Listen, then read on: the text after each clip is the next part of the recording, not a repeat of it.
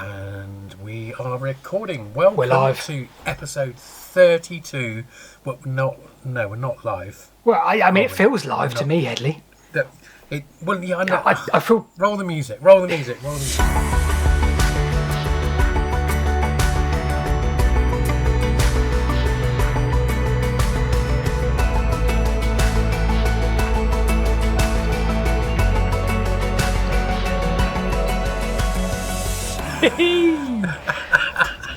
We are never going to nail that opening. We should never try, Hedley. We should just bumble into it. We should never try. Like two old men. I think it's kind of our selling point, our USP. I think so. That we're not very good at opening. We will never start a podcast professionally. But speaking of which, Hedley, we were just talking about professionalism. Yes. We were just talking about professionalism. So let me introduce what the next step in this is, and then maybe Paul can elaborate. So a lot of you who have watched Paul's recent videos will note that Paul Wansdyke, the brand, continues to expand, and he has actually rented out a building which is being converted into studio space. And so there is a kind of an almost a Wessex Ways room within that. And it's, well, you say more. Yeah, no, Tell me about we're trying to up the game on the YouTube channel a little bit more. And we've also, Rebecca's into photography and all that. So we've hired a space with 3 rooms. It's got like a studio where I do my YouTube, which we will hire out as well. It's got a studio for photography, and it's got like what lends itself really well to a podcast studio. So yeah, we will be upping our game considerably coming soon, Hedley. Maybe even the next podcast, Hedley. Well, hopefully. I mean, the upshot of this for you, dear listeners and viewers, is that sound quality should increase and visual quality should increase, and therefore motivation should increase as well. Yeah, so, I think so. Looking forward to it. Yeah, exciting times. Exciting times ahead. Exciting times. Yes. So it's been I think it's time probably to say Happy Christmas to all of our followers. Yep. Hope you've got something nice lined up. Well, I mean, say that. It's also equally nice that you just sort of kick back, put up your feet for a few days and get ready for the start of 2025. So it's been quite a big year for us, hasn't it, Paul? Certainly has. A few podcasts and been out various places, and I think the highlight from Wessex Ways for me was probably our Beacon Hill adventure. Yeah, I really enjoyed that. Was great fun. That was brilliant. Really, really good fun. And of course, the follow-up for me was kind of the walk we did with Warren along to Wayne Smithy, where we had a wonderful lunch cooked by Warren from Linley's 360 as well. Absolutely. That was really enjoyable. Absolutely. So yeah, this is episode 32, Eddie. Episode 32 of the Wessex Ways podcast, where we talk about Wessex and ways, I guess. The landscape. Wessex and ways, yeah. Well, can I make a start? Can I of course you can. Just talk a little bit more about what's been happening down in Dartmoor? Well within Wessex, of course. So archaeologists down there basically have made some important new discoveries after finding an early Bronze Age grave in Dartmoor National Park down in Devon. So the work revealed kind of a stone-built box that was used as a burial chamber in prehistoric times and contained well-preserved wood and other material. And now the National Park's seeking funding for sort of further sort of mini explorations into the area and conservation of any architecture. Was this something that was called prior to this King Arthur's grave or something? And of course they said, it's 2,000 years older than what we thought it was, or something like that.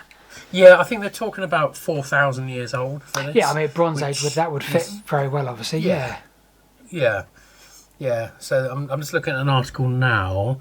It says this type of burial was likely used around 1800 BC. Yeah.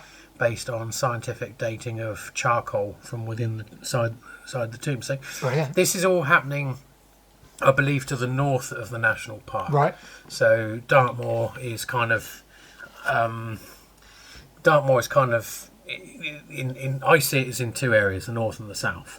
So the south is where I go camping, and the north is where these discoveries have been made. And the north is kind of the less popular kind of area. Yeah. It's the wilder, open area, I suppose. And but yeah, it's really, really interesting, and it looks like, you know, I don't think a hell of a lot is known about the history of Dartmoor, and I think that this is kind of the start of them actually finding out, you know, how the land was used, maybe what the land looked like, important sites, because it's the whole national park is littered with different sort of stone circles and stone avenues and everything, and I don't think there's a lot known about it. So yeah, I'm sort of watching this eagerly. Yeah. So yeah. Anyway, I just wanted to open up. Yeah, that's it. I think in terms of news of those sort of things, Hedley, there's something else I've been in. Well, this is practice for me because tomorrow morning at 10:10, I'm on BBC Radio Wiltshire. Bizarrely, because they rung me 2 days ago and said, have you seen the article on the BBC about the Right to Roam's new sort of campaign or push, where they're suggesting that there are 20,000 scheduled monuments in the UK, and they're suggesting that 28% as a minimum are inaccessible. Is this the article where they've been showing the East Kennet Long Barrow? Yeah, there's a lot of talk. East Kennet has been used as an example, not the greatest example, but nevertheless, the point is made by that. So they're suggesting that 28% of monuments, scheduled monuments in the UK, are inaccessible, but they haven't included in that figure ones that are close to a road, sort of 20 metres away from the road. So that number would probably increase if you included a few like that, you know, that are sort of stone circles you can see from the road. And there's a huge debate. You know, there's a whole wave of people that are saying, "Oh, who cares? You know, you've got 72% that you can go and see, so deal with it." But there's also a whole wave of people that are saying, "Well, we're starting from a position of exclusion every single time. Surely we should start from a position of access for people, and then we decide, well, actually, no, this one needs protecting for this reason or this reason. We should always start from." And East Kennet, that's a good example, Hedley, because they interviewed the guy who owns it, or the land there, and he said, "Oh, anyone can come and see it as long as they ask me." And you just think, go to West Kennet Long Barrow, and there's probably 200 people there a day minimum. Yeah. You know, the practicality of going to, you know, ask a farmer every single time. His door would be knocking every 5 minutes. How do you find where he lives? Is it okay to disturb him? That's not the right thing to do. It's not really fair. But as I've got a cat in here somewhere making a right noise. What are you doing, cat? It's got a savage beast roaming around you. This is why you need this studio. Yeah. Our friend of the channel, friend of the podcast, Mary Anahota, did a really good 60-second piece on this, and she used a great example where she was walking on a pathway and said, just over there is an earthwork. She said no one really knows what it is, like a Mott and Bailey, that kind of thing. She said, I'd love to just go and have a look at it, just to walk around and have a look, you know. And the sort of person like me, she said, is not really the person that's going to trash a place like this. I'm interested in it for the reasons that you're interested in it. She said, interestingly though, just over here is an 11th century church. I'm allowed to go in there, and there's a painting on the wall just there, and that painting on the wall is 700 years old. I can have a look at that painting from 1 foot away. Yeah, I'm trusted not to damage it. Everybody's trusted not to damage it. The right to responsible access is something that really needs to be discussed, and I think Right to Roam are doing a great job again of pushing this. So, video to follow, obviously. But yeah, I'm on BBC Radio Wiltshire tomorrow. That's really good. Bizarrely. Well, get you. Get me. Well, I'll listen out to that. Of course, I'll send you the recording. Of course I will. Oh God! Oh right, yay. Yes. Brilliant. Sorry. I think so. I mean, our friend Paul Timlet's pretty hot on this as well, isn't he? Yes. And, you know, we have obviously various different conversations with him, but I mean, I'm of the view, and this goes along with the whole. Sorry to go back to Dartmoor, and no, not at all. But the whole hoo-ha about camping, picnics, and everything. So you know, I was in Dartmoor, as you know, last week, and you know, I spent 24 hours there, as I do, and didn't see a single piece of litter. I didn't see anything. In fact, the only litter I saw I think it was probably just someone had lost a glove or something. Yeah. But it's in the car park. Now, these rules don't really, this isn't centred around the car park. This is centred around camping, right to roam, stuff like that. But in those places that they are, the landowners, inverted commas, are trying to protect, there's no damage at all. Great Staple Tor, Great Mis Tor, King's Tor, all of those places. You go. Sorry, you've got a cat. I've got a cat. I don't mean to. You've got I a don't mean cat. to disturb you. But this is it's lovely. It's a lovely cat. This is Missy. Yes. She's Hello, Missy. Yeah. Bit of a pest, really, but she's cool. It's good. Can't beat a bit of wildlife in a podcast as well. Yes. And I don't think the areas that they're concerned, landowners rather, are concerned about, really are the places that need the attention. Yeah. I think that there are places where there's lots of litter. There are places that are being destroyed. But if you go to the places that these people are talking about, like the Dartmoor Tors, there just isn't a problem there. Yeah. If you go to the West Kennet Long Barrow, there isn't litter. Nope. And it's because and they have hundreds of people a day. the sort of person who isn't conscientious enough to not drop litter is probably also not conscientious enough to make a physical concerted effort to go to these places anyway. Absolutely. What you're doing is I don't know the sort of person. It's like you go up Uffington, you go up anywhere like that, Ladle Hill, any of the hill forts, Barbary Castle. The people that go out their way to be there are not the sort of people that are going to throw an empty lager can over their shoulder. That's absolutely the point. Absolutely the point from a lot of these places. Yeah. And obviously, the thing is as well, when you have a local community that have a scheduled monument in their area, you often find there is a community or a group looking after it. So it gets even more attention by the fact that people then care for it. They put money in, they build a sign, and they let other people know the history and the heritage. And all of a sudden you've got context of something that we didn't know before. Yeah. And it's such a sad thing to start from a position of exclusion for people that just want to have a look rather than peer over a hedge and look 200 yards away. It's ridiculous. And when you get to an area where there is maybe a bit of litter, I've seen a little bit on the Ridgeway, for example. I've got a walking stick, I've got a rucksack. I actually stick the litter in my rucksack. And so, end of the day, if you want these places looked after, let people roam. Yeah, there we go.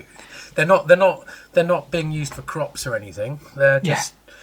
Sorry, I'm getting a bit ranty. No, I mean, what's the harm in starting with two rants, Hedley? It's I think so. So, what have you been up to since we last saw you on here? All sorts, as ever. We've been moving into a studio, as we've mentioned already, which is quite. So that's taken up quite a lot of our time actually, and will do for the next couple of weeks. That's the main focus. I've recorded a video which is coming out this Sunday on the Voynich manuscript. Ever heard of that, Hedley? The Voynich manuscript. No, I haven't. No. I will leave you to watch the video then, because it's a bit of a mystery. Okay. It's a manuscript that is yet to be deciphered. But also, I've put my heart and soul into the Wansdyke. I call it the Wansdyke. Mr. Paul Timlett will murder me if I keep saying the Wansdyke. The Hadrian's Wall. I cannot get my head around it, but I will continue to try. I like Paul. He acts as a bit of a regulator for us. He does, yes. He does. He does, yeah. Yes. No, we're big love to the Paul. Yeah, Wansdyke. I made probably one of the longest videos I've made, maybe 23 minutes or so. It took me 3 days of filming and probably 2 full days of editing, plus what I call assets. So when you need pictures. If I'm talking about Stukely and Augustus Rivers, all those sort of people, I need pictures. I need all the things to go with it. And your drone shots are second to none. Well, I mean, there were a handful of drone shots, Eddie, which were second to none. I completely agree. I did. Do you know what? Right. Here's the thing as well. I've got a new drone. Right. Yeah. Same as my last one. Yeah. It's a Mini 3 or something. I don't know. But get this, Hedley. It's got like 5 times zoom. And I've been doing Hedley tricks with it. So I've been doing the I did notice. Did you like the one from Morgan Hill or over the top of Morgan Hill, past that radio beacon, looking. I don't want to lose my USP here. But you taught me these skills, Hedley. Looking east, and I did a zoom in, sort of coming up over a hill and zooming into, because that's a beautiful bit of Wansdyke, and it zigzag off into the distance. It's gorgeous. It's absolutely gorgeous. I love it so much. Yeah, I did that with my 7 times. You've got 7 times zoom, yeah, fair enough. I have 7 with your times, big drone, 162 millimeter. My drone, which is bigger than yours. Yes. Yes. The drone was great. The drone work in that video was wonderful. I think probably 75% of it was yours, wasn't it? I think so. I did a bit myself, but not a lot. No, I was joking. It was a really good video, but it did. How shall I put this nicely? The video was so good that it did surface a few idiots afterwards, didn't it? Now we won't name anyone, but there's this one chap. Oh, I hope he listens to this podcast. Please, if this isn't begging you, if you listen to this podcast, unsubscribe. So you know what? The thing is, Hedley, he subscribes to my channel because he comments on most videos. But let's go back a step. This is a really good point. Okay. Let's go back about 2 years ago, maybe less, but about 2 years ago, when you and I and Rebecca and Anna and a few other friends were at the Devices Museum, and we were all sat very patiently listening to a man called Dr. Alex Langlands. And Mr. Dr. Alex Langlands told us all about the Wansdyke. Wansdyke. And it was a wonderful and inspiring talk. I'm sure you'd agree. Yeah. It was half on the structure, the integrity of it, the history of it, and it was also a lot about what I never knew about, the Anglo-Saxon charters, how he read them. It was a beautiful, hour-long presentation. And he did a bit at the end where he said, any questions? And we all asked these wonderful questions. And we said, Dr. Langlands, can you tell us this? Can you tell us this? And there was one lady who said to him, I've got a question. I've heard it was a canal. Is that right? Now, how Dr. Alex Langlands remained as professional and courteous as he did, I will not know to this day.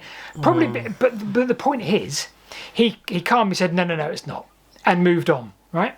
Now, I feel very sorry for the lady that asked that question, because she was led to believe it could be a canal, because the man in question very much presents himself as an archaeologist, as an academic, as a historian. So he comes across like he's a seasoned professional, talks the talk. Yeah. And he presents that essentially a lot of his work is based on based on his theory that water levels were 200 metres higher than what they were back to the Mesolithic and the Neolithic. He's under this notion that the vast majority of Britain was 200 metres underwater in the Mesolithic. So every single one of his videos and theories, whether it's about Stonehenge, whether it's about Wansdyke, whether it's about Offansdyke, because there's one on Offansdyke as well, and they all pertain to the fact that he believes those linear earthworks were canals. But it's presented in a very professional way. So this poor lady was sort of sucked into this notion and asked this question to poor Dr. Alex Langlands. And so as I'm waffling on ahead, interrupt me at any point. So as you saw on the internet, a week after my video came out, another video came out on the Wansdyke called Debunked. Paul Whitewick's video, Debunked. Now the guy doesn't seem to present any more himself, and he uses artificial intelligence and presents a 20-minute video using 2 characters who he must input a script to that speak on his behalf. Imagine the energy used, the water used, with the massive irony this guy uses to produce a 20-minute video which in its entirety is artificial intelligence, AI. The energy that goes into producing that 20-minute video is astronomical, and the water used is astronomical. So anyway, so he produces this video, which is a debunk of my video, based on the fact that Wansdyke is a canal. And wow, where'd you start, Hedley? Where'd you start? Because okay, so I'd like to interject. Do so, because I'm just waffling. So I got a couple of minutes into that video and stopped because I think as my late father said, don't listen to idiots, so I had to stop. But I did look in the comments section and there's a lot of comments in there asking questions which he's giving ridiculous answers to. So if Wansdyke was a canal, bearing in mind it was a kingdom-wide effort to build this thing, we've got scientists like Dr. Alex Langland working on it now, doing optical luminescence testing. They should be best placed to say what it is. So there's two scenarios here. There's the dry land scenario and the wetland scenario. So the dry land scenario is what we currently have. The hills are up here above the land, the rest of the land. And his answer for it being a canal, which would have had to been built, should we say, is that there would have been some kind of spring at the top of Tan and Milk Hill, the highest points in Wiltshire, and it flowed down the hill from there. Now, I've just measured on Google Earth the Wansdyke as it goes over the highest point, in Wiltshire, is 15 metres wide. Yeah. So, first of all, I've never seen a spring on top of a hill, full stop. It doesn't happen because, physics hasn't changed over this time. Water goes down. So it's not going to come up through the middle of a hill like a volcano. If it did, it wouldn't require a 15-metre wide canal to take it down. I mean, with the hill. that, though, his whole premise is aquifers. So where water's under pressure and pushed up. So we went to the source of the Thames, did we not? Yeah. We found an area. I can't remember, near not the Star College bit, but we found another bit. The Cali Hill Plantation. And that was just slightly damp underfoot, right? So there was a spring there, and it was up high, but there was one spring, or maybe. But it's not at the top of the hill. No, it wasn't. Number one, it wasn't at the top of the hill, but the amount of water coming from that spring was just enough to maybe cover a millimetre on my trainers, at best in the winter, when there was a lot of water had been for the last few weeks. Yeah. So the width of the Wansdyke there would have been enough to take the Thames. Yes. So the second scenario is the wet world scenario. So someone else asks a question and he answers, well, actually back then the water level was probably at the height of Tan Hill. Not true, though, is it? Not true. So hang on a minute, but that means thousands and thousands of construction workers were building a canal in the hill already underwater. Yeah. Why would you build a canal under the sea? This is the thing. It's basic physics. It's stupidity at its highest level. I'm so sorry. I feel bad that we're talking about it, but we need to talk about this because it's just it's a danger in that it's presented like it's archaeology. Yes. That's my problem. Yeah. If this was some random guy that was just batshit crazy, you'd just go, oh, whatever, he's a madman. But this guy presents it like he's an archaeologist, and people go to talks and ask questions to Dr. Alex Langlands, for example, thus proving it's taken seriously. It's pseudo-archaeology, and it's dangerous because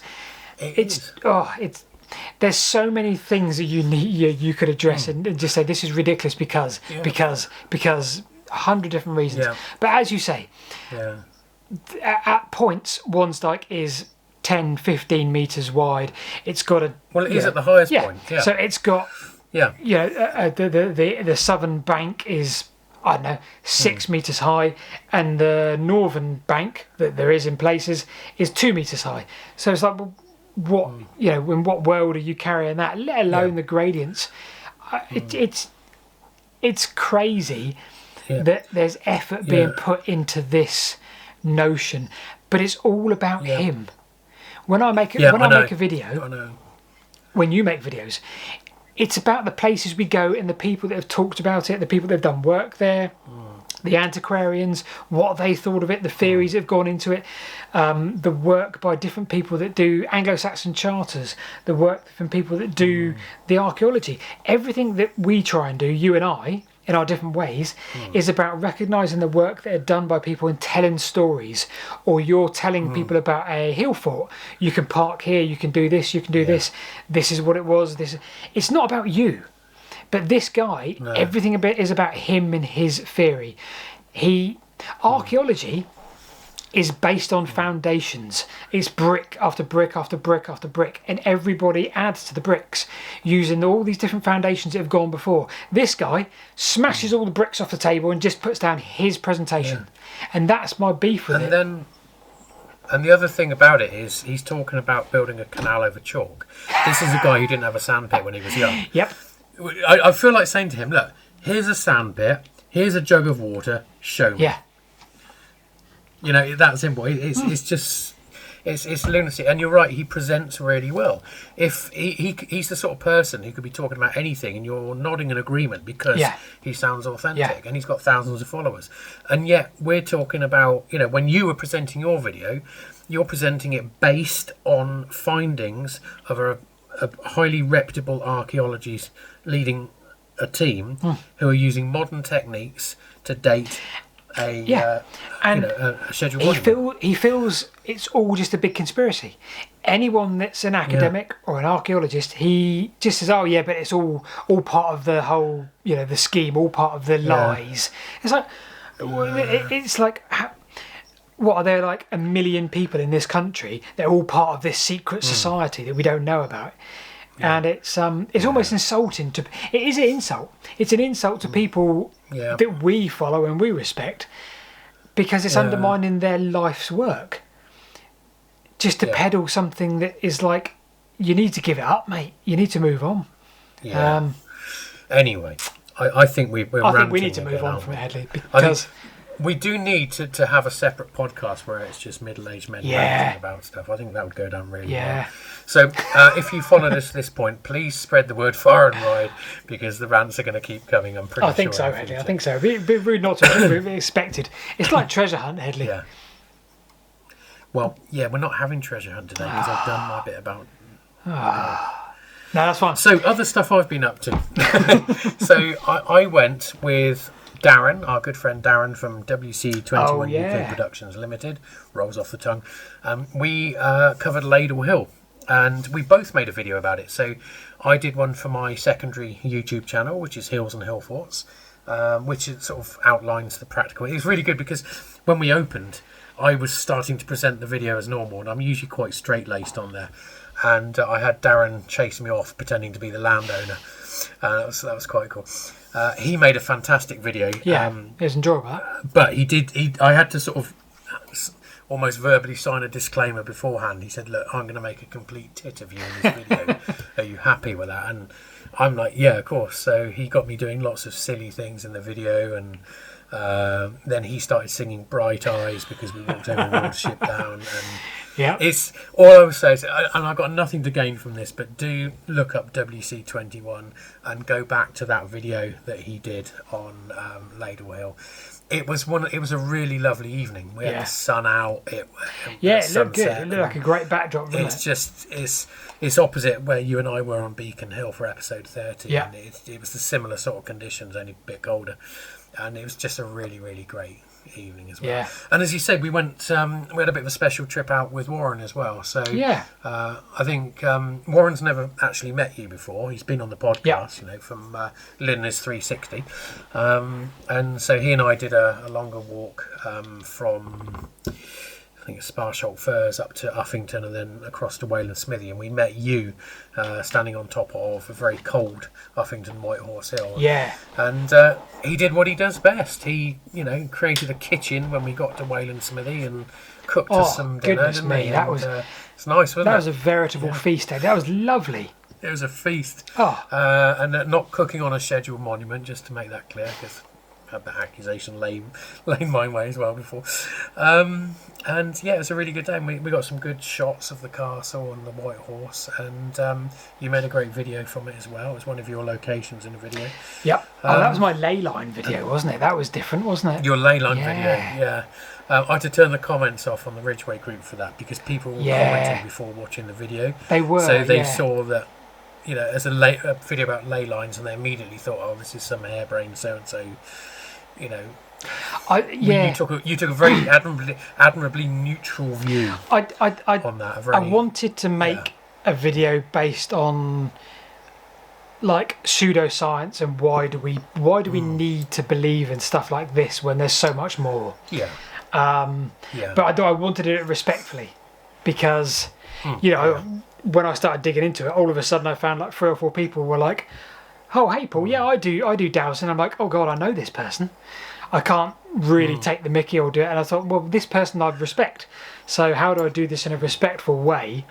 So I needed to sort of rewrite the script as I was filming to make it a bit more respectful, and sort of understanding of people that need to believe in this stuff. And I just kind of feel that it's, I just think there's so much more out there. If you want to do something and you want to put your energy into something, go and put it into something where there's still so many things to learn and understand. There's a whole world of mysteries out there. Go dig them up. I mean, I'm blissfully sceptical on that, but I'm not the one presenting the video. So you did ask me in the video, and I said I was sceptical. So, and then Warren and I went on another little trip with my friend Neil. We went up the Cat's Back. Yeah. So the Cat's Back, it's a gem that's missed by so many people. It's actually in England, not Wales. It's the eastern tip of the northeastern tip of the Black Mountains. Oh, okay. And it's actually in England. It's this side of Wansdyke. Yeah. And it goes up to 650 something metres, and I got a little device that measures wind chill and temperature, and at the top it was registering minus 13 wind chill. It was really, really properly cold. I made a little video from that, but I decided not to post it because it doesn't really fit either of my YouTube channels nowadays. So I sort of did that for my own consumption, really. Been hanging around the Bell at Aldworth a little bit. Very good pub, very good. And it's the Bell at Aldworth is one of these traditional. Okay, it's not so much traditional. It's been untouched for about 150 years. Right. So it's never been redecorated. It's never been renovated. It's as it was 150 years ago. And the lunch menu is pretty much the same as it was 100 years ago. So when you order a cheese sandwich, you get half a block of cheese from the local farm in a cob that they've just made out the back. It's different, and I love it. And the beer is fantastic. And they've won, is it best regional pub, something like 16. I might get it wrong, but they got enough plucks on the wall to show that they probably won it at least 10 times. And then I did my main trip. If I'm okay to talk about that. Your main trip, did you say? My main trip. So my YouTube channel has suddenly taken off, and I did a little look into the stats on it, and people like the wild camping, people like these wild camping in areas. So that my main channel is now that, and I went back to Dartmoor because I was going to pick my son up for Christmas holidays at Plymouth. From Plymouth, and I decided to camp up Great Staple Tor and make a video of it, and it was just a lovely time. I got to the car park and I saw something called Windy Post, which is sort of a early medieval cross. I love that. By the Leith. I love that. Yeah. Absolutely beautiful. And I did a cinematic opening. I found this beautiful piece of music by a composer called Peterson, I think his name is. Do you know what? I'm going to have to look that up and get it right. But I'll keep on talking. So, I started there, went up the side of the hill, and it disappeared up into the fog, as it so often does on Dartmoor. And I had a particularly heavy rucksack. It was one of those It's probably about 16 kilograms. Oh, yeah. So the music was by, it wasn't Beeson, it was Thomas Bergensen. It's called Eleutheria. So is that copyright free? No, it's not. So I wrote to Thomas Bergensen and said in advance, I said, look, it's a beautiful piece of music that you wrote. Are you okay if I use it in my video? I will fully credit you. I will put in URLs. I'm not monetized, so You're not monetized, so it doesn't matter. Fair enough, yeah. No, exactly. And I didn't have a reply, but I noticed other people had put it in into their videos. And so I thought, do you know what? I'm just going to hit the button and do it, and I'll remove it if he says no. But I'm not trying to get subs on my channel, but that piece of music is so beautiful. And so the opening of my latest video, camping video, I managed to put that on. And I don't think you don't necessarily need to ask someone, because if well, you don't necessarily need to, because YouTube will credit it for you, because it will pick up the piece of music, and he can then choose to monetize it on his behalf. So your video might become monetized on his behalf. So like we did a quick Wessex Ways video, didn't we, with all the hill fort stuff, and we used the track from Last Kingdom. And of course I think they've monetized it, but they've picked up that it's obviously that track. But but I mean, it is beautiful. It's a beautiful piece of music, and I put in the description of the video, look, this guy's music is wonderful. This is his website, this is his YouTube channel. Highly recommend that you go and listen to his beautiful music. And I was quite emotional. It reminded me a bit of music that my late father used to like, and so it was quite an emotional trip up. And I was solo as well, and I found this little ledge up on the side of the tor, just with a patch of grass, big enough for a tent. And it was a bit windy, very windy actually. But I put the tent up there, and it was just a beautiful night. It felt really Christmassy. I had the whole tour to myself. And of course, it's 17 hours of darkness, almost.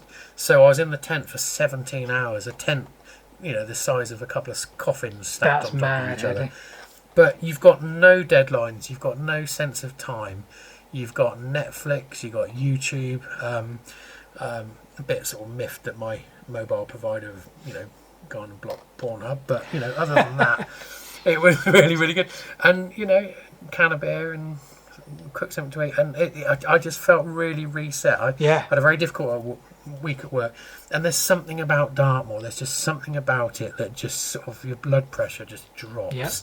And especially if you're staying overnight there on one of these tours high up, surrounded by these columns of rocks that, one of them almost looks like a person standing there keeping guard. It's just an amazing place. And, I'm intrigued to know more about the history of it, the stones and the stone circles and all that. And, of course, the parking's all free along there as well. So it's just an easy place to visit. It's the only place in the whole of England and Wales that it's technically legal to wild camp as well. So you don't have to get there just before sunset. You don't have to leave as soon as the sun rises. You can just find a nice secluded spot and make it your home properly. And I absolutely love that. So that was my trip. And the video, I'm so pleased that it's getting views.